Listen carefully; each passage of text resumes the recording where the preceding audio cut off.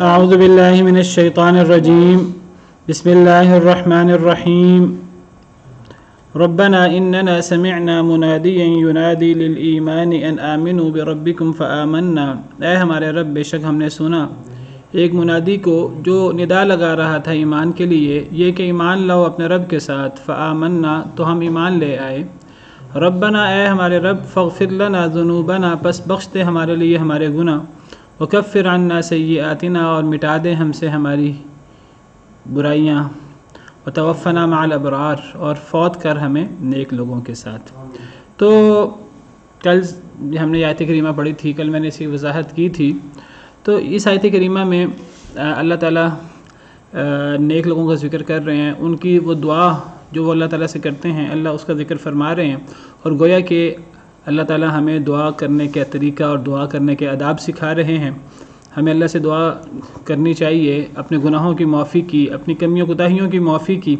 میں نے ذکر کیا تھا کہ سیئات کا لفظ قرآن کریم میں زیادہ تر یہ صغیرہ گناہوں کے بارے میں آتا ہے، تو اپنے کبیرہ گناہ اور صغیرہ گناہ ان کی معافی ہمیں اللہ سے مانگنی چاہیے۔ اور وہ معافی کیسے مانگنی چاہیے؟ اللہ تعالیٰ نے ہمیں سکھایا ہے کہ اللہ کے سامنے اپنے نیک اعمال پیش کیے جائیں، اللہ کو اللہ کی عظیم صفات کا، رب ہونے کا اور اللہ کے دیگر اسماء حسنہ کا واسطہ دیا جائے، اور پھر اللہ کے سامنے اپنے نیک اعمال ٹوٹے پھوٹے ہیں، کمیوں کوتاہیوں والے ہیں، وہ اللہ کے سامنے پیش کرنے چاہیے۔ تو دعا اللہ سے کرنا یہ بہت بڑا ایک ذکر ہے، اللہ اور اللہ کے بندے کے درمیان ایک بہت بڑا رابطہ ہے، اور یہ دعا عین عبادت ہے۔ جس طرح ہم کل پرسوں ہم نے پڑھا ذکر کے بارے میں، کہ ذکر جو ہے وہ دیگر اعمال سے بہت افضل ہے، بڑے بڑے اعمال سے بہت فضیلت رکھتا ہے، اور جو بندہ اللہ سے دور ہے تو وہ گویا کہ شیطان اس کا ساتھی بن جاتا ہے۔ جو اللہ کو یاد رکھتا ہے، اس سے بڑی کامیابی کوئی نہیں ہے، اللہ اسے یاد رکھتے ہیں۔ اسی طرح دعا عبادت کا مغز ہے، عبادت کا جوہر ہے۔ تو دعا صرف اللہ وحدہ لا شریک سے ہونی چاہیے۔ اگر اللہ کے علاوہ کسی اور سے دعا کی جائے گی تو یہ شرک اکبر ہوگا۔ اللہ کے علاوہ کسی سے ایسی کوئی چیز مانگنا جو بندوں کے اختیار میں نہیں ہے، جو اللہ کے اختیار میں ہے، یہ شرک اکبر ہے۔ ہاں، انسان بندوں سے کوئی ایسی چیز مانگے کہ جو بندے کر سکتے ہیں، ان سے کوئی تعاون مانگ لے، کوئی ان سے مدد مانگ لے، تو ایسا تعاون مانگا جا سکتا ہے۔ وتعاونوا علی البر والتقوی، نیکی اور تقوی کے کاموں میں ایک دوسرے کا تعاون کیا کرو۔ اس کے تحت یہ تعاون نبی بھی مانگتے رہے اپنی امتوں سے، اور یہ نیک لوگوں سے مانگتے ہیں۔ یا ایھا الذین آمنوا کونوا انصار اللہ، اے ایمان والو اللہ کے مددگار بن جاؤ۔ حضرت عیسیٰ اور نبی صلی اللہ علیہ وسلم بھی جو ہے وہ یہ صحابہ کرام سے تقاضا کرتے رہے۔ اللہ نے قرآن میں فرمایا ہے، یا ایھا الذین آمنوا ان تنصروا اللہ ینصرکم، اے ایمان والو اگر تم اللہ کی مدد کرو گے تو اللہ تمہاری مدد کریں گے۔ تو کوئی ایسی چیز مانگنا جو بندوں کی طاقت میں نہ ہو، تو ایسی چیز اللہ کے علاوہ کسی سے نہیں مانگی جا سکتی، چاہے وہ کوئی فوت شدہ بزرگ ہوں، چاہے وہ کوئی نبی ہوں، ولی ہوں جو فوت ہو چکے ہیں، ایسے لوگوں سے، یا جو زندہ لوگ ہیں، زندہ بزرگ ہیں، ان سے کوئی ایسی چیز مانگنا جو بندوں کے اختیار میں نہیں ہے، جو صرف اللہ کے اختیار میں ہے، یہ شرک اکبر ہے۔ تو دعا صرف اللہ سے ہونی چاہیے، اور دعا اللہ سے ڈائریکٹ ہونی چاہیے۔ اللہ سے دعا میں وسیلہ واسطہ، کچھ وسیلے واسطے ایسے ہیں جو جائز ہیں، جن کو اختیار کرنا چاہیے، جائز کیا بلکہ ان کو اختیار کرنا چاہیے، وہ پسندیدہ ہیں۔ کچھ ایسے وسیلے واسطے ہیں اور ان کو اختیار کرنا چاہیے، اللہ نے ان کا حکم دیا ہے۔ لیکن کچھ ایسے وسیلے اور واسطے ہیں کہ جو اختیار کرنا جائز نہیں ہے، جو اللہ کو ناراض کرتا ہے۔ تو 3 ایسے وسیلے دعا کے اندر اختیار کرنے چاہیے، اور میں کل ذکر کر چکا ہوں تفصیل سے کہ جو تینوں وسیلے اور واسطے دعا کے اندر، ان تینوں وسیلوں واسطوں کا ذکر قرآن کریم میں موجود ہے، صحیح احادیث مبارکہ میں موجود ہے۔ ایک وسیلہ ہے کہ اللہ کو اللہ کی صفات کا واسطہ دیا جائے، دوسرا وسیلہ ہے کہ اللہ کو اپنے، جو انسان اللہ سے دعا کر رہا ہے وہ اللہ کو اپنے ٹوٹے پھوٹے نیک اعمال کا واسطہ دے کہ اے اللہ میں نے آپ کو راضی کرنے کے لیے یہ نیک اعمال کیے ہیں، تو اے اللہ تعالیٰ ان نیک اعمال کی وجہ سے ہمارے گناہ معاف کر دے، ہماری فلاں دعا پوری کر دے۔ اور تیسرا وسیلہ ہے کہ کسی نیک زندہ بزرگ کے پاس جا کر ان سے دعا کرنے کا کہنا اور خود بھی دعا کرنا. میں نے ذکر کیا تھا کہ تینوں وسیلوں کا ذکر قرآن کریم میں موجود ہے اور یہ تینوں اللہ سے ڈائریکٹ مانگنے کے اندر شامل ہیں. ان میں سے کوئی بھی وسیلہ ایسا نہیں ہے کہ اللہ اور بندے کے درمیان کسی خارجی شے، کسی تیسری شے کو شامل کیا گیا ہے، ایسی بات نہیں ہے. تو اگر اللہ سے دعا مانگتے ہوئے اللہ کو اللہ کی صفات کا واسطہ دیا جائے تو یہ کوئی خارجی شے نہیں ہے.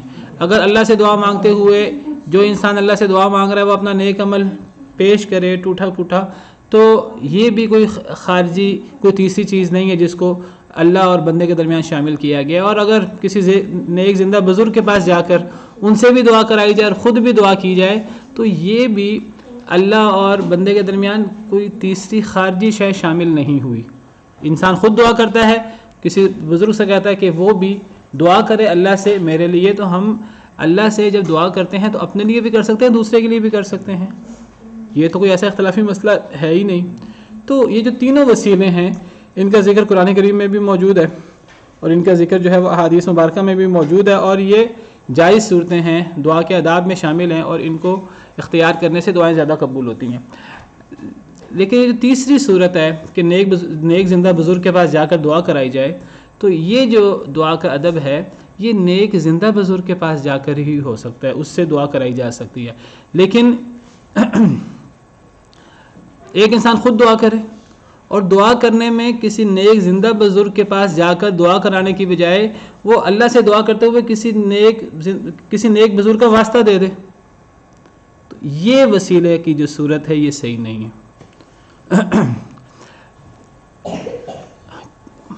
کیونکہ یہ اللہ اور اپنے درمیان کسی تیسری چیز کو شامل کر دیا گیا. اس تیسری شخصیت جو ہے اس سے یہ نہیں جا کر کہا جا رہا کہ آپ دعا کریں، بلکہ اللہ کو اس شخصیت کا واسطہ دیا جاتا ہے کہ اے اللہ تعالیٰ فلاں نبی کے وسیلے سے، فلاں نبی کے صدقے سے، فلاں بزرگ کے صدقے سے مجھے معاف کر دے. تو یہ جو صورت ہے یہ نہ قرآن کریم میں اس کا ذکر موجود ہے، نہ احادیث مبارکہ میں اس کا ذکر موجود ہے، نہ صحابہ کرام سے یہ چیز ثابت ہے. صحابہ کرام سے قرآن کریم میں جس کا ذکر موجود ہے، احادیث مبارکہ میں جس کا ذکر موجود ہے، صحابہ کرام کا جو عمل موجود ہے جس پر صحابہ کرام کا اتفاق ہے، وہ کسی زندہ بزرگ کے پاس جا کر دعا کراتے تھے. پہلے نبی صلی اللہ علیہ وسلم کی زندگی میں آپ صلی اللہ علیہ وسلم سے دعا کراتے تھے، خود بھی کرتے تھے، نبی صلی اللہ علیہ وسلم سے بھی دعا کرواتے تھے بارشوں وغیرہ کی، صحیح بخاری کی مشہور حدیث ہے. اور جب نبی صلی اللہ علیہ وسلم فوت ہو گئے تو پھر وہ نبی کریم صلی اللہ علیہ وسلم کا واسطہ دے کر اللہ سے دعا نہیں کرتے تھے، آپ کی قبر مبارک پر جا کر آپ کا واسطہ دے کر اللہ سے دعا نہیں کرتے تھے، بلکہ وہ نبی کریم صلی اللہ علیہ وسلم کے اہل بیت، آپ کے چچا سیدنا عباس وغیرہ، ان کے پاس جا کر ان سے دعا کرواتے تھے. صحیح بخاری کی مشہور حدیث جو ہے وہ آپ نے سنی ہوئی ہے. سیدنا عمر رضی اللہ عنہ، ان کا عمل اور تمام صحابہ کرام ان کے ساتھ تھے اس معاملے میں. تو سب صحابہ کرام کا اس بارے میں اتفاق ہے. کسی صحابی سے ثابت نہیں ہے کہ انہوں نے دعا کرتے ہوئے نبی صلی اللہ علیہ وسلم کے فوت ہونے کے بعد نبی صلی اللہ علیہ وسلم کا واسطہ دیا ہو. اور اگر ایسی کوئی چیز لوگ بیان کریں تو ایسی چیزیں ساری کی ساری وہ احادیث روایات ضعیف یا موضوع منکر ہیں، ایسی روایات جن سے استدلال نہیں ہو سکتا.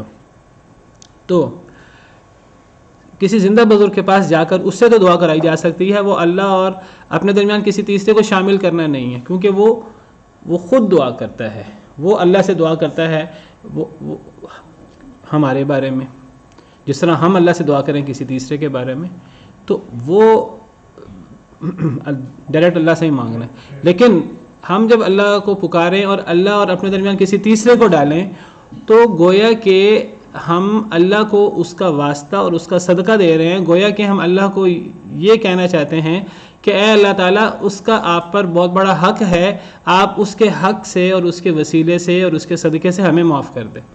یہ بات یاد رکھیے کہ یہ اللہ رب العالمین کی توہین ہے. اللہ رب العالمین خالق کائنات ہیں، مالک کائنات ہیں، سب کو پیدا کرنے والے ہیں، سب کے مالک ہیں، ہر چیز اللہ کی ہے. کوئی چیز بھی وہ اللہ کے برابر نہیں ہے، کوئی چیز اللہ سے بڑھ کر نہیں ہے، اور اللہ کے علاوہ کوئی ایسی شے نہیں ہے جس کا اللہ پر حق ہو. اللہ کا سب پر حق ہے، کسی کا اللہ پر کوئی احسان نہیں ہے، کسی کا اللہ پر کوئی حق نہیں ہے۔ دیکھیے نبی پر بھی کسی کا احسان ہو سکتا ہے، یہ بات یاد رکھیے، نبی بھی مخلوق ہوتا ہے، نبی پر کسی کا احسان ہو سکتا ہے۔ نبی صلی اللہ علیہ وسلم نے یہ بات فرمائی کہ سیدنا ابوبکر صدیق کا مجھ پر احسان ہے، میں نے ان کے احسان کا بدلہ نہیں دیا، باقی سب کے احسان کا بدلہ دے دیا ہے، لیکن اللہ پر کسی کا کوئی احسان نہیں ہے، یہ بات یاد رکھیے۔ اللہ پر کسی کا کوئی حق نہیں ہے کہ اللہ کو کسی کا حق اور کسی کا واسطہ دیا جائے کہ اے اللہ اس کے حق سے، اس کے واسطے سے، اس کا آپ کے پاس اس کا اتنا بڑا حق ہے، اس کا اتنا بڑا مقام ہے کہ آپ اس کے صدقے سے مجھے معاف کر دیں۔ یعنی کیا اللہ پر کسی کا کوئی احسان ہے؟ یعنی دیکھیں یہ ایسی بات ہے جیسے ہم کسی وزیر کے پاس، کسی مشیر کے پاس، کسی عہدیدار کے پاس جاتے ہیں اور اس کو اس جیسے کسی وزیر کا یا اس سے اعلیٰ کسی وزیر کا، کسی مشیر کا، کسی عہدیدار کا، وزیر اعظم کا کسی کا واسطہ دیتے ہیں، اس کے برابر کسی عہدیدار کا واسطہ دیتے ہیں، یا اس کے کسی سیکٹری، اس کے کسی ملازم وغیرہ کا واسطہ دیتے ہیں جس کا وہ مرہون منت ہوتا ہے۔ دیکھیے ہم انسان، ہم اپنوں سے بڑوں کے بھی محتاج ہوتے ہیں، اپنے سے برابر والوں کے بھی محتاج ہوتے ہیں، ہمیں ان سے ضرورت ہوتی ہے، اور کئی دفعہ ہم اپنے سے نیچے لوگوں کے بھی محتاج ہوتے ہیں۔ تو عام طور پر جب کسی کے پاس ہم جاتے ہیں دنیا کے اندر، ہم اس کو اس کے بڑے کا یا اس کے برابر کا یا کسی ایسے کا واسطہ دیتے ہیں جس کا وہ محتاج ہوتا ہے، لیکن اللہ رب العالمین سے نہ کوئی بڑا ہے، نہ کوئی اللہ رب العالمین کے برابر ہے، اور نہ کوئی ایسا چھوٹا ہے اللہ رب العالمین کا کہ جس کا اللہ پر حق ہو، اللہ جس کے محتاج ہوں۔ اللہ کو جس کا نام آ جائے تو اللہ انکار کر ہی نہ سکتے ہوں۔ کیا کوئی ایسا ہے کہ اللہ اس کی بات کا انکار کر ہی نہیں سکتے؟ اللہ کو اس کی بات ماننی پڑے؟ کوئی ایسا نہیں ہے، اس دنیا میں کوئی ایسا نہیں ہے کہ اللہ اس کی بات ماننے کے پابند ہو۔ اللہ پر کسی کا کوئی ایسا حق نہیں ہے، اور اگر یہ تصور کیا جائے تو یہ اللہ رب العالمین کی سراسر توہین ہے، یہ اللہ رب العالمین کی تنقیص ہے۔ لوگ کہتے ہیں جی اللہ تعالیٰ تو اس کی بات ٹھکرا نہیں سکتے، بھی اللہ رب العالمین نے ٹھکرائی ہیں باتیں، اللہ نے نبیوں کی دعائیں ٹھکرائی ہیں کہ نہیں ٹھکرائی، یہ بتانے کے لیے اللہ کا پر کسی کا کوئی حق نہیں ہے۔ اللہ قبول کرنے پہ آئے تو اللہ ہر ایک دعا قبول کر لیتے ہیں، اور اللہ نبیوں کی دعا قبول کرتے ہیں، لیکن دیکھیے اللہ نے نبیوں کی دعائیں بھی رد کی ہیں۔ آپ کو پتہ ہے نبی صلی اللہ علیہ وسلم نے اللہ تعالیٰ سے 3 دعائیں کی، اللہ تعالیٰ نے 2 دعائیں قبول کر لی، تیسری دعا اللہ نے قبول نہیں کی۔ نبی صلی اللہ علیہ وسلم نے اللہ تعالیٰ سے دعا کی اپنی والدہ کی قبر کے پاس جانے کی، اللہ نے اجازت دے دی۔ نبی صلی اللہ علیہ وسلم نے اللہ سے دعا کی، اے اللہ تعالیٰ میں اپنی والدہ کے لیے یہ دعا کر سکتا ہوں، اللہ نے دعا کرنے سے منع کر دیا۔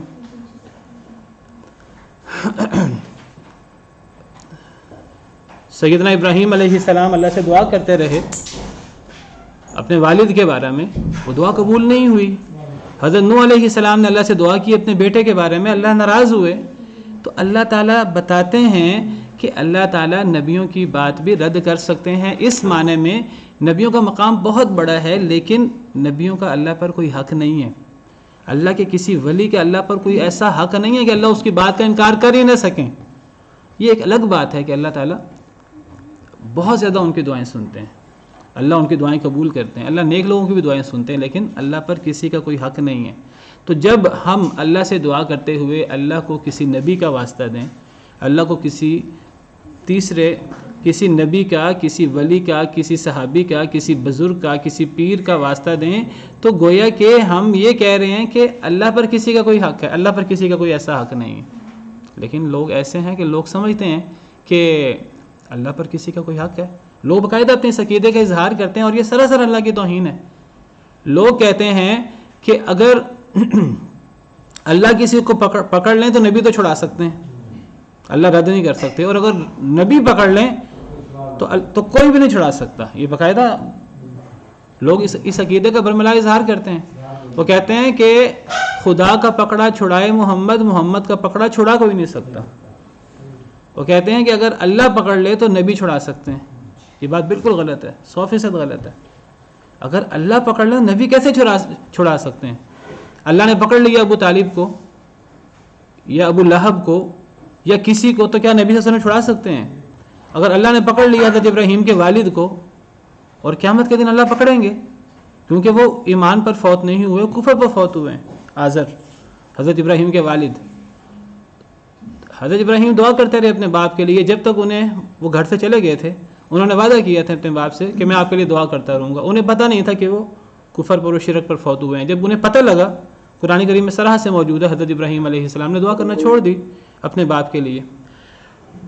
قیامت کے دن صحیح حدیث مبارکہ میں آتا ہے کہ جب حضرت ابراہیم علیہ السلام کے باپ کو جہنم کے لیے لے جایا جا رہا ہوگا تو سیدنا ابراہیم علیہ السلام اللہ تعالیٰ سے دعا کریں گے، اللہ تعالیٰ سے التجا کریں گے، اے اللہ تعالیٰ آپ نے مجھے کہا تھا کہ آپ مجھے رسوا نہیں کریں گے۔ حضرت ابراہیم نے اللہ سے دعا کی، ولا تخزنی یوم یبعثون، اے اللہ جس دن لوگ اکٹھے کیے جائیں اس دن مجھے رسوا نہ کرنا۔ اللہ نے حضرت ابراہیم علیہ السلام کی دعا قبول کی ہوئی ہے کہ اللہ نے رسوا نہیں کرنا۔ تو حضرت ابراہیم کہیں گے اے اللہ تعالیٰ اس سے بڑی میری رسوائی کیا ہے، میرا باپ جہنم میں جا رہا ہے، تو اللہ کیا کریں گے؟ حدیث مبارکہ ہے اللہ تعالیٰ اسے ایک گندے کیڑے کی شکل دے دیں گے اس کے، اور اس کو ٹانگوں سے پکڑ کر جہنم میں پھینک دیا جائے گا، لوگوں کو پتہ نہ لگے یہ ابراہیم علیہ السلام کا باپ ہے۔ حضرت ابراہیم علیہ السلام کی رسوائی نہ ہو، اللہ حضرت ابراہیم علیہ السلام کی رسوائی تو نہیں کرائیں گے، لیکن ان کے باپ کو اللہ تعالیٰ جہنم میں پھینک دیں گے۔ تو اگر اللہ کسی کو پکڑ لے اسے کوئی نہیں چھڑا سکتا۔ یہ کہتے ہیں اللہ کا خدا کا پکڑا چھڑائے محمد، محمد کا پکڑا چھڑا کوئی نہیں سکتا، والعیاذ باللہ۔ تو اللہ کو، اللہ کے نبیوں کو، اللہ کے ولیوں کو اللہ سے بلند مقام دے دیا، تو اللہ پر کسی کا کوئی حق نہیں ہے۔ تو اسی لیے اللہ سے دعا کرتے ہوئے اللہ کو کسی تیسری شخصیت کا، چاہے وہ نبی ہو چاہے ولی ہو، اس کا حق، اس کا واسطہ نہیں دینا چاہیے۔ یعنی اس واسطہ دینے کا مطلب یہ ہے کہ اس کا اللہ پر کوئی حق ہے اور اللہ اس کی بات ٹھکرا نہیں سکتے۔ اللہ پر کسی کا کوئی ایسا حق نہیں ہے کہ اللہ اس کی بات ٹھکرا نہ سکے، یہ بات یاد رکھیے۔ اللہ نبیوں کی دعا نہیں ٹھکراتے، لیکن اللہ نے کئی دفعہ نبیوں کی دعا قبول نہیں کی، یہ بتانے کے لیے اللہ پر کسی بڑے سے بڑے نبی کا، ولی کا کوئی حق نہیں ہے ایسا کہ اللہ انکار نہ کر سکیں۔ پھر آپ یہ بات دیکھیے کہ اللہ کو کسی نبی کا واسطہ دینا یہ غیر منطقی بھی ہے۔ کسی نبی کا، کسی ولی کا واسطہ دینا، میں دعا کروں اللہ تعالیٰ سے اور میں کسی کا واسطہ دوں، یہ غیر منطقی بھی ہے، غیر عقلی بھی ہے۔ کیسے کہ جب میں اللہ کو کسی کا واسطہ دیتا ہوں تو گویا کہ میں کیا کہتا ہوں اللہ تعالیٰ سے کہ اے اللہ تعالیٰ آپ کے فلاں نبی بہت نیک تھے، آپ کے بڑے عبادت گزار تھے، آپ کے فلاں ولی بہت نیک تھے، آپ کے بہت عبادت گزار تھے، اے اللہ آپ کو ان کی نیکی کا، ان کے مقام کا آپ کو واسطہ کہ آپ مجھے معاف کر دیں۔ مجھے بتائیں کہ کیا یہ بات عقلی ہے کہ اگر وہ نیک ہیں، نیک تھے، اللہ کی عبادت گزار تھے، اللہ کی بہت عبادت کرتے تھے، اللہ کی بہت باتیں مانتے تھے، تو ان کی باتوں کا فائدہ تو انہیں ہونا چاہیے، مجھے کیسے ہوگا؟ یہ میں کیسے کہہ سکتا ہوں کہ اے اللہ تعالیٰ فلاں نبی کے وسیلے سے، فلاں نبی کے واسطے سے، فلاں نبی کے آپ کے پاس بہت بڑا مقام ہے تو اللہ تعالیٰ مجھے معاف کر دے اس واسطے، اس مقام سے؟ بھئی وہ مقام تو اس کا ہے، وہ تو میرا نہیں ہے۔ تو اس مقام سے دیکھیے وہ میرے لیے دعا کرے اس کا تو مجھے فائدہ ہے، میں اس کے وسیلے سے اپنے لیے دعا کروں مجھے اس کا کیا فائدہ ہے؟ اس میں فرق ہے، سمجھیے۔ کسی نیک زندہ بزرگ کے پاس جا کے دعا کرانا ایسے کہ ہم اس سے کہہ رہے ہیں ہمارے لیے دعا کریں، اس کا تو فائدہ ہے، وہ دعا کرے تو فائدہ ہے، قرآن کریم سے ثابت ہے۔ لیکن ہم اس کا واسطہ دیں، ہم کہ اے اللہ فلاں کے واسطے سے مجھے معاف کر دے، یہ اللہ کی توہین بھی ہے اور یہ غیر عقلی بھی ہے۔ اللہ پر کسی کا کوئی ایسا حق نہیں ہے۔ یہ ایسے ہی جیسے کہ کوئی شخص اس کا وہ کلاس کے اندر پڑھتا ہے، کلاس کے اندر ٹیسٹ ہوتا ہے، وہ فیل ہو جاتا ہے، محنت نہیں کرتا، تو کوئی شاگرد، فیل ہونے والا شاگرد استاد سے کہ استاد محترم فلاں طالب علم بڑا ذہین ہے، بڑی محنت کرتا ہے، فرسٹ آتا ہے، اس کے واسطے سے مجھے بھی پاس کر دو۔ تو کیا یہ بات عقلی ہے؟ یہ بات عقلی نہیں ہے۔ بھئی اگر اس نے محنت کی ہے، فرسٹ آنے والے نے، تو اس کی محنت اس کے لیے ہے، اس کی محنت وہ ایک نکمے لڑکے کے لیے کیسے ہو سکتی ہے؟ اور اس کے واسطے سے کسی نکمے کو کیسے پاس کیا جا سکتا ہے؟ یہ ناجائز ہوگا، غیر عقلی ہوگا۔ اگر کوئی نیک ہے، اس کی نیکی کی وجہ سے کسی دوسرے کو کیوں معاف کیا جائے گا؟ ہاں مجھے اگر اللہ سے دعا مانگنی ہے، میں گناہ گار ہوں، میں کمی کوتاہی کرنے والا ہوں، اللہ کمی کوتاہی کرنے والے کی بھی سن لیتے ہیں۔ اللہ گناہ گاروں کی بھی سن لیتے ہیں. حدیث مبارکہ میں آتا ہے جب بندہ اللہ سے توبہ کرتا ہے تو اللہ کو بندے کی توبہ کی اتنی خوشی ہوتی ہے کہ اتنی خوشی اگر صحرا کے اندر کوئی بندہ جا رہا ہو, وہ کسی سواری پر سوار ہو اور اس سواری کے علاوہ اور سواری پر سامان کے علاوہ اس کے پاس کوئی چیز نہ ہو, پانی کھانا کچھ بھی نہ ہو, صرف وہ اونٹ اور اس کے اوپر سامان لدا ہوا ہے, اگر وہ سوئے اور وہ سواری غائب ہو جائے, اب وہ بندہ اٹھے اور دیکھے کہ میرے پاس کچھ بھی نہیں ہے, اور صحرا کے اندر تو پانی نہ ہونا, کھانا نہ ہونا, سواری نہ ہونے کا مطلب موت ہے سیدھی سیدھی. اب وہ ادھر دیکھے اس کو کہیں بھی نہ ملے, اب وہ موت کے انتظار میں بیٹھ سے کہ جی میرے لیے موت کے علاوہ کچھ نہیں ہے, موت کے انتظار کے علاوہ, اور وہ اسی انتظار کے اندر اسے نیند آ جائے, اس کی آنکھ کھولے تو اسے وہ سواری دوبارہ اپنے سامنے نظر آئے, اس کے اوپر پانی بھی لدا ہوا ہے, اس کے اوپر کھانا بھی لدا ہوا ہے, تو کتنا خوش ہوگا وہ, جیسے نئی زندگی ملی ہے. تو وہ اتنا خوش ہوگا کہ وہ خوش ہو کر, حدیث مبارکہ میں ہے, اگر وہ اتنا خوش ہو کہ وہ اللہ کو کہ خوش ہو کر اے اللہ تو میرا بندہ میں تیرا رب, خوشی میں الٹ پلٹ الفاظ اس کے منہ سے نکل جائیں, تو اللہ تعالیٰ فرماتے ہیں کہ اللہ کو اس بندے سے زیادہ خوشی ہوتی ہے اگر کوئی گناہ گار بندہ اللہ سے دعا کرے, اللہ کی طرف رجوع کرے. تو اللہ گناہ گار کی بھی دعا قبول کر لیتے ہیں جب اللہ نے قبول کرنی ہوتی ہے. اللہ نے نہ سننی ہو اللہ کسی کی نہ سنے, اور جب اللہ نے سننی ہوتی ہے اللہ گناہ گار سے گناہ گار کی بھی سن لیتے ہیں. اللہ کو خوشی ہوتی ہے اس بندے سے زیادہ, حدیث مبارکہ میں آتا ہے. تو اللہ کو دعا کرتے ہوئے ڈائریکٹ اللہ سے دعا کرنی چاہیے, اور ڈائریکٹ اللہ کو پکارنا چاہیے, اللہ کے علاوہ کسی کو نہیں پکارنا چاہیے. اور جب اللہ سے دعا کریں تو یا اللہ کو اللہ کی صفات کا واسطہ دیں, اللہ کے اسماء الحسنیٰ کا, یا اللہ کو اپنے ٹوٹے پھوٹے اعمال کا واسطہ دیا جائے. اس کی اہمیت ہے, اللہ نے سکھایا ہے ہمیں, جیسے اس آیت میں سکھایا, یا کسی نیک زندہ بزرگ کے پاس جا کر اس سے دعا کرا لی جائے. یہ 3 صورتیں جائز ہیں, اس کا قرآن میں بھی ذکر ہے, حدیث مبارکہ میں بھی ذکر ہے. لیکن اللہ سے دعا کرتے ہوئے اللہ کو کسی کا واسطہ دینا یہ اللہ کی توہین ہے اور غیر عقلی غیر منطقی ہے. یہ ایک ایسی بدعت ہے جو نہ قرآن کریم سے اس کا ثبوت ہے, نہ حدیث مبارکہ سے, نہ کسی صحابی نے یہ کام کیا. اور بدعت کہتے ہی اس کو ہیں کہ جس کا ثبوت نہ ہو قرآن و حدیث اور صحابہ کرام سے. بعض لوگ کہتے ہیں دیکھو جی ہمیں دنیا کے اندر کوئی کام کرانا ہوتا ہے تو ہمیں پھر واسطے پکڑنے پڑتے ہیں, وسیلے پکڑنے پڑتے ہیں. ہمیں چھت پہ جانا ہو, ہمیں کسی بڑے سے سفارش کرانی ہو تو ہمیں واسطے جو ہے نا وہ اختیار کرنے پڑتے ہیں, ہمیں درمیان میں جو ہے وہ کسی کا واسطہ دینا پڑتا ہے. تو ہم کہیں گے کہ دیکھیں واسطے کی ضرورت وہاں ہے جب اوپر والا سنے نہ, جب اوپر کی پوسٹ والا وہ عام بندے کی سنے نہ, اور وہ عام بندے اور اپنے درمیان وہ دروازے بند کر لے, بیریئر لگا لے. تو سب سے پہلے تو آپ یہ بتائیں کہ کیا اللہ کا معاملہ بھی یہی ہے کہ اللہ نے بیریئر لگائے ہوئے ہیں ولیعاذ باللہ؟ اللہ تو فرماتے ہیں کہ مجھے پکارو میں پکار قبول کروں گا. لوگ کہتے ہیں ہمیں نہ پکارو, ہم سے مانگو گے تو ہم ناراض ہوں گے. اللہ فرماتے ہیں مجھ سے نہیں مانگو گے تو میں ناراض ہوں گا. اللہ نے تو بیریئر نہیں لگائے. دوسری بات ہے ہمیں واسطے وسیلے کی ضرورت تب ہوتی ہے کہ جب اگلا بندہ ڈائریکٹ ہماری سن نہ سکتا ہو, کسی واسطے سے سن سکتا ہو. کیا ہم اللہ کے بارے میں یہ تصور کر سکتے ہیں کہ اللہ تعالیٰ ڈائریکٹ ہماری سن نہیں سکتے؟ اللہ تو ہمارے دل میں آنے والے خیال کو بھی جانتا ہے, اللہ تو ہلکی سے ہلکی آواز کو جانتا ہے. تو جب ہم یہ دنیا کی مثالیں پیش کرتے ہیں نا کہ ہم چھت پر تو سیڑھی کے بغیر چڑھ نہیں سکتے, ہم کسی دور والے کو اپنی آواز سنا نہیں سکتے جب تک کوئی واسطہ نہ ہو, جب تک ٹیلی فون نہ ہو, جب تک یہ نہ ہو.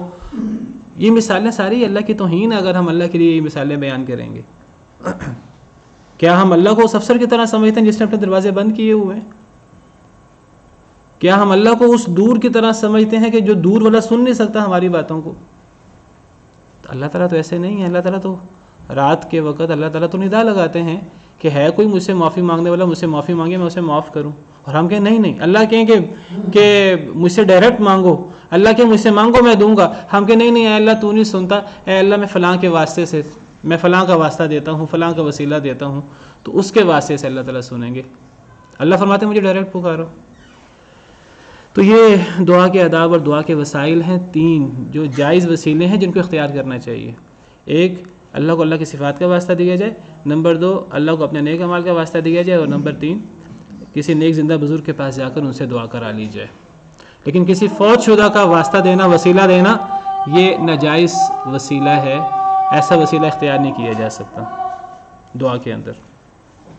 فرمایا کہ اے اللہ ہمارے گناہ معاف فرما دے, ہم سے ہماری کمیاں کوتاہیاں معاف فرما دے، مٹا دے، اور اے اللہ تعالیٰ ہمیں فوت کر نیک لوگوں کے ساتھ، نیک لوگوں کے ساتھ فوت کر، یعنی ہمیں دنیا سے نیک لوگوں کے ساتھ اٹھا، یا نیک لوگوں کے ساتھ فوت کر سے مراد ہے اے اللہ ہمیں فوت ہونے کے بعد نیک لوگوں سے ملا دے، ہمیں فوت ہونے کے بعد نیک لوگوں سے ملا دے، ہمیں نیک لوگوں کے ساتھ اکٹھا فرما دے۔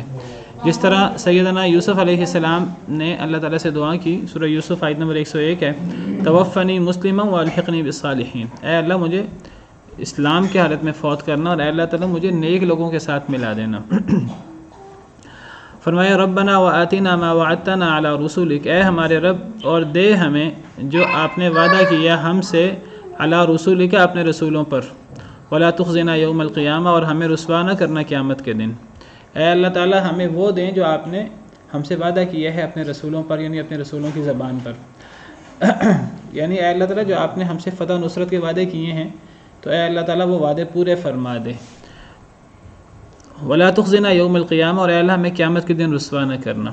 انک لا تخلف المیعاد، بے شک آپ نہیں خلاف کرتے وعدے کی۔ تو اللہ تعالیٰ نے وعدے اپنے پورے کرنے ہیں، لیکن شرط یہ ہے کہ اگر ان آداب کا دھیان رکھا جائے جن آداب کے بعد اللہ تعالیٰ اپنے وعدے پورے کرتے ہیں، تو وہ آداب یہ ہیں کہ ہم دین پر کما حقہ عمل کریں، ہم دین کی مدد کریں، ہم دین کو غالب کرنے کی کوشش کریں، تو پھر اللہ بھی ہماری مدد کریں گے۔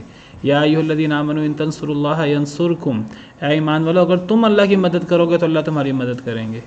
ہم تو دین کو غالب کرنے کی کوشش نہ کریں، ہم تو دنیا میں لگے ہوں اور ہم ہر گناہ کا کام کریں اور ہم تصور کریں کہ ہمیں غلبہ حاصل ہوگا، ہم قرآن کو پیٹھ دکھائیں، ہم قرآن کو پس پشت ڈال دیں اور ہم کہیں کہ ہمیں عزت حاصل ہوگی۔ ہمیں عزت کیسے حاصل ہو سکتی ہے؟ ہمیں عزت حاصل ہوگی جب ہم حقیقی مسلمان ہوں گے، جب ہم حقیقی دین پر عمل کرنے والے ہوں گے، جب ہم اللہ کے دین کو غالب کرنے میں ہم سب اجتماعی طور پر کوشش کریں گے، جب ہم اللہ اور اللہ کے رسول سے جنگ نہیں کریں گے، جب اللہ اور اللہ کے رسول کی تعلیمات پر عمل کر کے اللہ کو راضی کرنے کی کوشش کریں گے، تو پھر اللہ اپنے وعدے پورے کریں گے۔ قرآن و سنت کی جتنی دعائیں ہیں وہ دعائیں آپ پڑھ لیجئے، تو ان دعاؤں کے اندر اللہ تعالیٰ نے ہمیں دعاؤں کا طریقہ کار بتایا ہے، وہی طریقہ کار صحیح ہے جو اللہ تعالیٰ نے قرآن و سنت کی دعاؤں کے اندر ہمیں بتایا ہے، اس کے علاوہ کوئی طریقہ کار اختیار کرنا وہ جائز نہیں ہے۔ اللہ کے علاوہ اللہ اور بندہ اللہ سے دعا کرے اور کسی کا وسیلہ ڈالے۔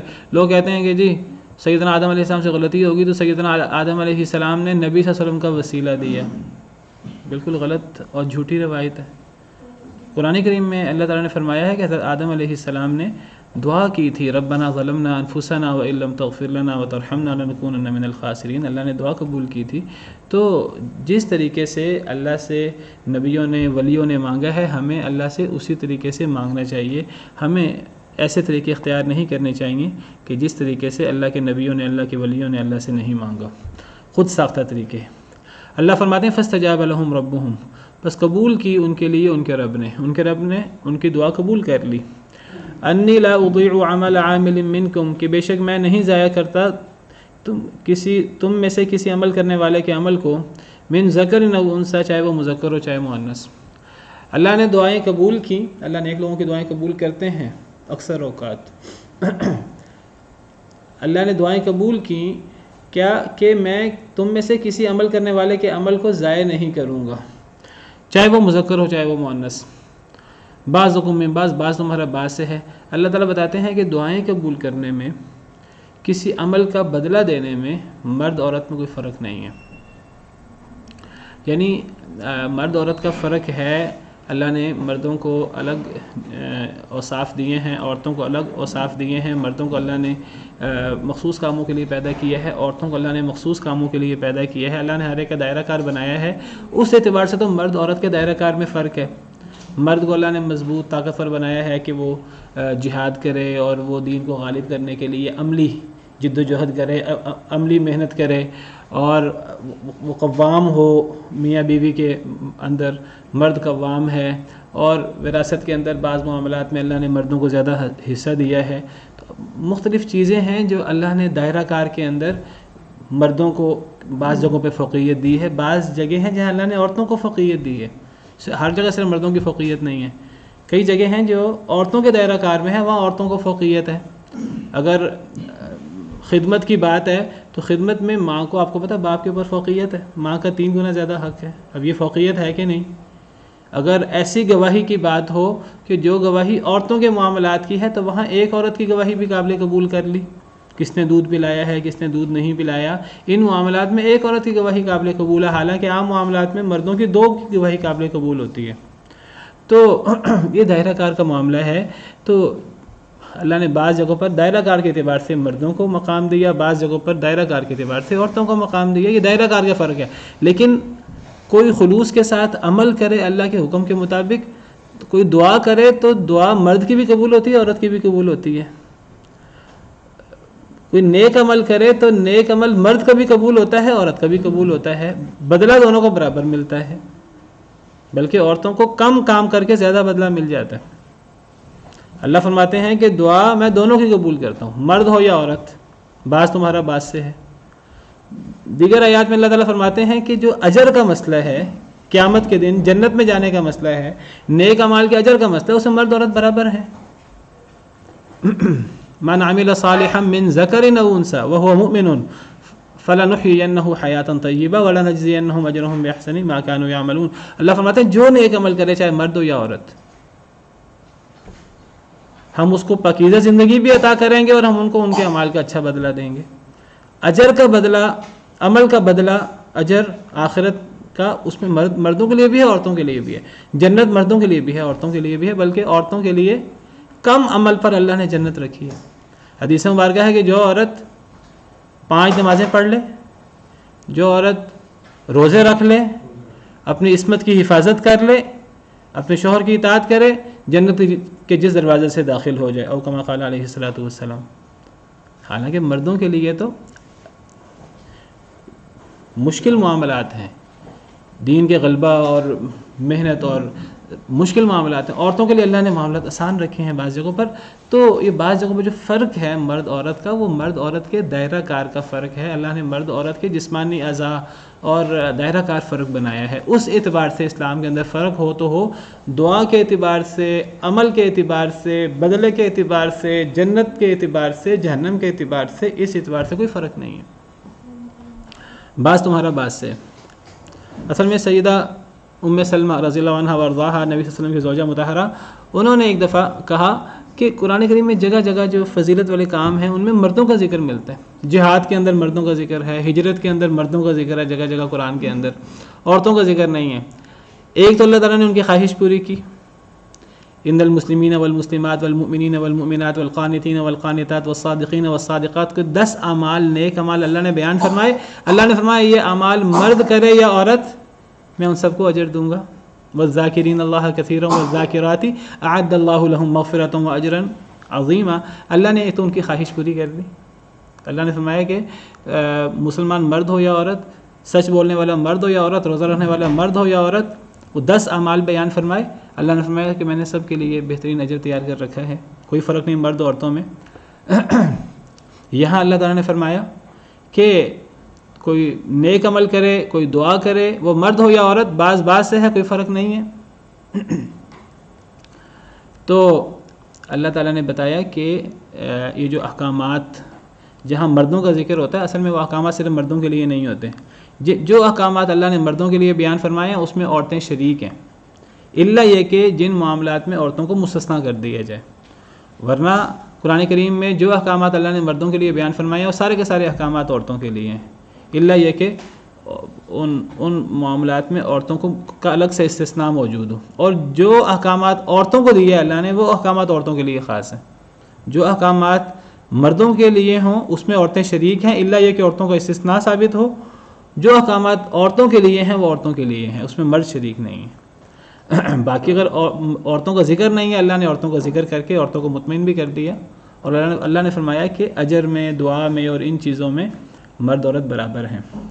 دائرہ کار کا فرق ہے۔ فالذین ہاجروا واخرجوا من دیارہم، پس وہ لوگ جنہوں نے ہجرت کی اور نکالے گئے اپنے گھروں سے، وَأُوذُوا فِي سَبِيلِي، اور ان کو اذیت دی گئی میرے رستے میں، وَقَاتَلُوا وَقُتِلُوا، اور انہوں نے لڑائی کی اور ان کو قتل کیا گیا، لَأُكَفِّرَنَّ عَنْهُمْ سَيِّئَاتِهِمْ، البتہ میں ضرور مٹا دوں گا ان سے ان کی برائیاں، وَلَأُدْخِلَنَّهُمْ، اور البتہ میں ضرور داخل کروں گا انہیں جنات، باغات میں، تجری من تحتها الانہار، بہتی ہیں ان کے نیچے سے نہریں، ثوابا من عند اللہ، یہ ثواب ہے اللہ کے پاس سے، واللہ عندہ حسن الثواب، اللہ کے پاس بہت اچھا ثواب ہے۔ تو جو بھی ہجرت کرے، اپنے گھروں سے نکالا جائے، اللہ کے راستے میں اس کو اذیت ہو، لڑائی کرے، وہ مارا جائے اللہ کے راستے میں، تو اللہ تعالیٰ اس کی کمیاں کوتاہیاں بھی معاف کر دیں گے، اللہ اس کو قیامت کے دن بڑے اچھے درجات دیں گے، اور یہ اللہ کے پاس سے ثواب ہوگا، اللہ کے پاس بہت اچھا ثواب ہے، یہ مرد ہوں یا عورت، یہ سب کے لیے یہ ثواب ہے۔ لا یغرنک تقلب الذین کفروا فی البلاد، ہرگز نہ دھوکے میں ڈالے آپ کو پھرنا ان لوگوں کا جنہوں نے کفر کیا، فی البلاد شہروں میں، کافر لوگوں کا شہروں میں پھرنا یعنی شہروں میں آنا جانا، یہ آپ کو دھوکے میں نہ ڈالے۔ شہروں میں آنا جانا، شہروں میں پھرنے سے مراد تجارت کے لیے شہروں کا سفر کرنا، یہ چیز آپ کو دھوکے میں نہ ڈالے۔ متاع قلیل، بہت تھوڑا سامان ہے، ثم مأواہم جہنم، پھر ان کا ٹھکانہ جہنم ہے، وبئس المہاد، اور بہت برا ٹھکانہ ہے۔ اللہ تعالیٰ فرماتے ہیں کہ جو مسلمان لوگ ہیں وہ تو دنیا کے اندر جو مقصد زندگی ہے، اللہ کی عبادت، اللہ کو راضی کرنا، ان کاموں میں لگے رہتے ہیں۔ ان کاموں میں لگے رہنے سے اگر ان کی دنیاوی معاملات میں کوئی کمی ہو جائے تو ان کے بالمقابل کافر لوگ، ان کی ساری توجہ دنیا کی طرف ہے، تجارت کی طرف ہے، تو کافر لوگوں کا تجارت کرنا، کافر لوگوں کا شہروں میں آنا جانا، تجارت کرنا، مال بنانا، تو یہ چیزیں اے نبی صلی اللہ علیہ وسلم آپ کو دھوکے میں نہ ڈال دیں۔ نبی صلی اللہ علیہ وسلم کو خطاب ہے، مراد آپ کی پوری امت ہے، یعنی مسلمان کافروں کے پاس اگر وہ تجارت کی وجہ سے، دنیا کے اندر مگن ہونے کی وجہ سے کوئی مال و دولت ہو، کوئی دنیا کی نعمتیں ہوں، تو اس سے مسلمانوں کو دل چھوٹا نہیں کرنا چاہیے، مسلمانوں کو اسے دھوکہ نہیں کھانا چاہیے، کیونکہ یہ دنیا کا جتنا بھی ان کے پاس مال و دولت ہو، جو دنیا کا جتنا بھی سامان ہو، یہ تھوڑا سامان ہے، یہ بہت تھوڑا فائدہ ہے، کیونکہ دنیا بہت چھوٹی ہے، دنیا کی حیثیت اللہ کے ہاں مچھر کے پر کے برابر بھی نہیں ہے۔ پھر ان کا ٹھکانہ جہنم ہے۔ جس نے جہنم میں جانا ہے دنیا کے اندر، اگر وہ پوری زندگی عیش و عشرت کے اندر، سونے کے محلات کے اندر بھی گزار دے تو یہ بہت تھوڑا فائدہ ہے، وبئس المہاد، بہت برا ٹھکانہ ہے۔ لیکن الذین اتقوا ربہم لہم جنات تجری من تحتها الانہار، لیکن وہ لوگ جو ڈرتے رہے اپنے رب سے، ان کے لیے باغات ہیں جن کے نیچے سے نہریں بہتی ہیں، خالدین فیہا، جس میں وہ ہمیشہ ہمیشہ رہیں گے، نزلا من عند اللہ، مہمان نوازی ہوگی اللہ کے پاس سے، وما عند اللہ خیر للابرار، اور جو اللہ کے پاس ہے وہ زیادہ بہتر ہے للابرار، نیک لوگوں کے لیے۔ اللہ فرماتے ہیں کہ کافر لوگ دنیا کے اندر جتنی بھی نعمتیں ان کو مل جائیں ظاہری طور پر، تو ان کے لیے آخرت میں جہنم ہے، تو یہ بہت تھوڑا فائدہ ہے۔ جو متقی لوگ ہیں دنیا کے اندر اگر ان کے پاس کوئی بہت زیادہ مال و دولت نہ بھی ہو، لیکن ان کے لیے اللہ نے آخرت کے اندر جنت باغات تیار کر رکھے ہیں جس میں وہ ہمیشہ ہمیشہ رہیں گے، اور اصل تو آخرتی کامیابی ہے۔ اور سب سے بڑی چیز کیا ہے؟ اللہ میزبان ہوں گے، اللہ کی مہمان نوازی ہوگی۔ وما عند اللہ خیر للابرار، اور جو اللہ کے پاس ہے وہ بہت بہتر ہے نیک لوگوں کے لیے۔ ما عندکم ینفد وما عند اللہ باق، جو اللہ کے پاس، جو تمہارے پاس ہے ختم ہو جائے گا، جو اللہ کے پاس ہے وہ باقی رہنے والا ہے۔ کتنی بڑی چیز ہے۔ فرمایا وَإِنَّ مِنْ أَهْلِ الْكِتَابِ لَمَنْ يُؤْمِنُ بِاللَّهِ وَمَا أُنزِلَ إِلَيْكُمْ وَمَا أُنزِلَ إِلَيْهِمْ خَاشِعِينَ لِلَّهِ، اور بے شک اہل کتاب میں سے وہ بھی ہے جو ایمان لاتا ہے اللہ پر اور جو نازل کیا گیا تم پر اور جو نازل کیا گیا ان پر، خاشعین للہ، وہ ڈرنے والے ہیں اللہ تعالیٰ سے، لا یشترون بآیات اللہ ثمنا قلیلا، نہیں وہ خریدتے اللہ کی آیتوں کے بدلے تھوڑی قیمت، اولئک لہم اجرہم عند ربہم، یہی وہ لوگ ہیں جن کے لیے ان کا اجر ہے ان کے رب کے پاس، ان اللہ سریع الحساب، بے شک اللہ تعالیٰ بہت جلد حساب لینے والے ہیں۔ یہ پوری صورت میں نے ذکر کیا آپ کو، یہ زیادہ تر اہل کتاب کے تناظر میں ان کے ضمن میں اتری ہے، تو اللہ تعالیٰ فرماتے ہیں کہ یہ سارے اہل کتاب ایسے نہیں ہیں جن کا ذکر اس صورت کے اندر ہوا، اہل کتاب میں نیک لوگ بھی ہیں۔ امام ابن کثیر فرماتے ہیں کہ یہود میں سے 10 کے قریب لوگ مسلمان ہوئے، عیسائیوں میں زیادہ لوگ مسلمان ہوئے، دوسری طرف ہزاروں لاکھوں یہودی عیسائی تھے، لیکن وہ تھوڑے سے یہودی، تھوڑے سے عیسائی اللہ کے نزدیک اتنے اہم ہیں، اللہ نے ان کا الگ ذکر کیا۔ یہ سارے ایک جیسے نہیں ہیں، اہل کتاب میں نیک لوگ بھی ہیں، وہ اپنے اوپر اترنے والے دین پر، اس پر بھی ایمان لائے، تورات انجیل پر، اور وہ نبی صلی اللہ علیہ وسلم پر جو قرآن اترا اس پر بھی ایمان لے آئے، تو ان کا اجر ان کے رب کے پاس ہے، اور اللہ بہت جلد حساب لینے والا ہے۔ یا ایھا الذین آمنوا اصبروا، اے ایمان والو صبر کرو، وصابروا، اور مصابرہ کرو۔ مصابرہ یہ زیادہ سخت صبر ہے، خاص طور پہ جب جنگ ہو تو جنگ کے موقع پر صبر کرنا، یہ صبر کی شدید صورت ہے۔ انفرادی صبر بھی کرنا ہے، اجتماعی صبر بھی کرنا ہے. ورابطوا، اور مرابطہ کرو. مرابطہ کیا ہے؟ خاص طور پہ جہاد کے اندر پہرہ داری کرنی ہو، یا نمازوں، دو نمازوں کے درمیان ایک انسان انتظار کرتا رہے دوسری نماز کب آئے گی، ہر وقت انسان نیکی کی انتظار میں رہے، نیکی کی کوشش میں رہے، تو یہ مرابطہ ہے. اور یہ مرابطہ کی اتنی فضیلت ہے، حدیث میں آتا ہے ایک دن کا رباط اس کی دنیا و ما فیہا سے زیادہ فضیلت رکھتا ہے، او کما قال علیہ الصلوۃ والسلام. اے ایمان والو، صبر کرو، مصابرہ کرو اور مرابطہ، رباط اختیار کرو. جہاد کے اندر پہرہ داری بھی اور نیکی کے انتظار میں رہنا. واتقوا اللہ، اللہ سے ڈرو، لعلکم تفلحون، تاکہ تم کامیاب ہو جاؤ. سبحان ربک رب العزۃ عما یصفون وسلام علی المرسلین والحمد للہ رب العالمین.